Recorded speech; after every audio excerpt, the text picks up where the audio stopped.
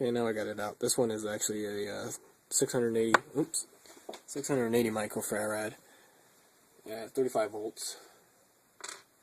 Let's write that down here. So it was C221. C221 was a 680 by 35.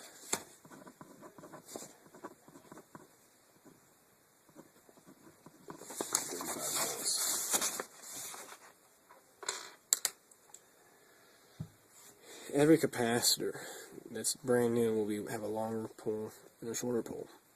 Also on the side, it'll have markings here, which I don't think you can see too well on this here. Let's see if one of these darker ones are easier to tell here. You get a white stripe here with like little deals in there, and it's also obviously on the shorter side of the prongs here. See how it's got the markings the other side, but the long one doesn't. That's the negative side of the polarity here. So you always want to make sure you put that in on the board. If you look on the other side of the board, you can't really tell, but there's dark spots. That's actually the negative side, and on the other side will actually be a little positive mark. So you want to make sure you want to keep putting these in the correct way with the negative on the negative side and the positive on the positive side. So here's the one I took out right there. I'll use this pen here to show you. It's kind of hard to see. And then those two markings there. Focus. Come on. Are the new ones, and then these are also another set of holes that I need to put a new capacitors in to fix. So, let's see how well I can show this on the camera or not. So, here's one of the holes that we're going to replace. C204. Here's my capacitor here, new one. So we just want to make sure we line up this negative polarity side with this black mark here, which is the negative side. You can't really tell because it's out of focus, but there's a positive arrow up here, which will show, which you're just not going to see it. But that's the positive side. So you want to put the longer rod in the positive side, the shorter rod in the negative side there, just like so. You just go ahead and stick it in like that, drop it down, and then you tell when you flip the board like that. Like I said, a lot of people like to actually bend the prongs over like so. I'm not a huge fan of that. I'd rather trim them down and then solder on top of them. So let's go ahead and do that. Okay, now that I got them in here, right here, I'm just going to go ahead and heat them back up again. Like I did in the first one there. Just heat up the rods themselves, get them nice and warm.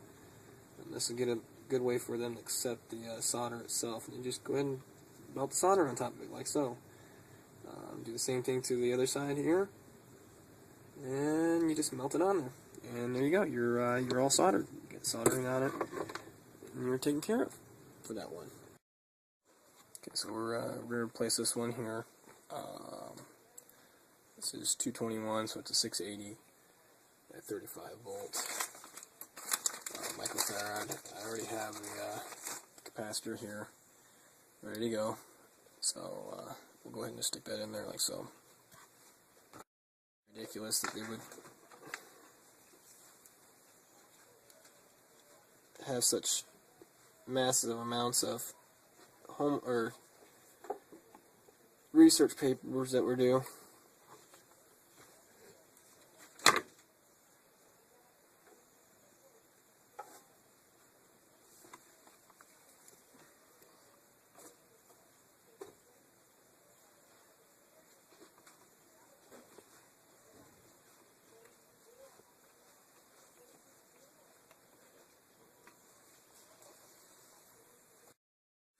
Okay, now that you're done here, just to kind of go over, you check them and make sure everything was done right. Look them over again, make sure the solders look good. Soldering that you did look good, and it's good solid solder.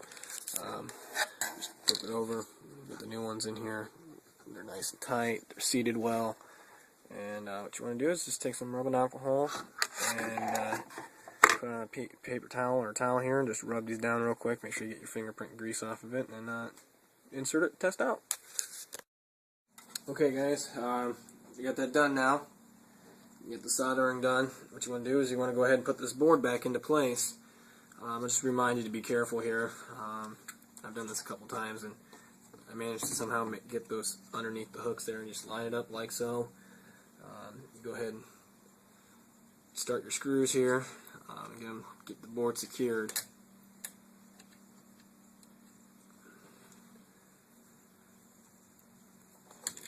Just be very careful. You don't want to drop these. Obviously, it's kind of a pain in the butt. There is some little nooks and crannies, you know, valleys in here that would be kind of tough to find sometimes. So.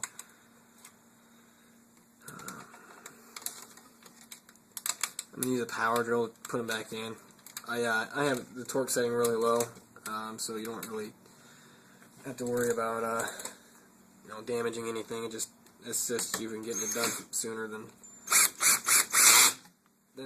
taking forever and screwing everything in my hand.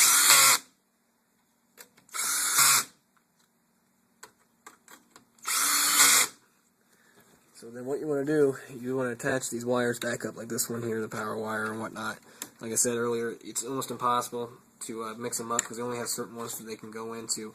You can see, like in this one here, it's only a certain size, so you have to you have to put it in like that. You just go ahead and install these back into place here. Make sure you hear that little click there. It just make sure you know it's secure and that the clip actually went into place here. And then this one here, that's going to be a little booger on me here. Just go ahead and snap it back into place here. Am I doing something wrong, or what the heck's going on here? It's acting funny on me here. Okay, there we go. I got it back into place here. You just get all the wiring here set up and slid back into place. This has got some little tape here. It's kind of a pain in the butt to deal with, but for some reason this isn't going back down the way it's supposed to, but it's got plenty of cover on the back side, so we'll be alright. So what you want to do now is you want to go ahead and be careful, obviously, with your TV here. You want to pick it up here, and you want to test it. Make sure whatever you did to the TV was right, what needed to be done. So I stress again, be very, very, very careful when you're dealing with this back here. Once you plug it in, it will be live and it will be power. So I want to go ahead and connect this cable source here real quick, so obviously you can have you'll see what's on TV. And then you want to take this this power cord here and plug it back in. Now at this moment, be careful about touching anything metal because it will be hot. So I'll just go ahead and slide this up against the wall here, just resting it just so I can test it. So good news is the light turned red right away.